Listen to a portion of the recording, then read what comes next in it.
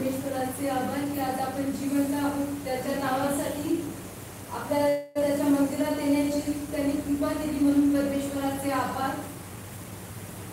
आज त्यांनी येण्याची कृपा दिली त्याबद्दल परमेश्वराचे आभार. त्याचबरोबर प्रवासामध्ये आम्ही येत असताना रस्त्यामध्ये परमेश्वराचे उपकार स्मरण करा. त्याने जे आपल्यासाठी मागे चांगल्या गोष्टी केलेत त्याचं स्मरण नेहमी ठेवा. हे वचन सारखं येत होतं आणि त्याद्वारे कशा प्रकारे परमेश्वराने 2020 मध्ये माझ्या फील्डचा त्रास घालवला आणि तो घालवला असतानाही त्यांनी मला 2 गोष्टी करायला सांगितल्या होत्या, त्या मी केल्या नाहीयेत.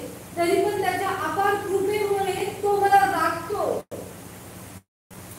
त्यांनी एक विशिष्ट गोष्ट मला आता मी येत असताना माझ्या लक्षामध्ये येत होती की या 2 वर्षामध्ये त्यांनी माझा इतका देवावरचा कॉन्फिडन्स वाढवलाय की मला तर ते सांगताच येत नाहीये की परमेश्वर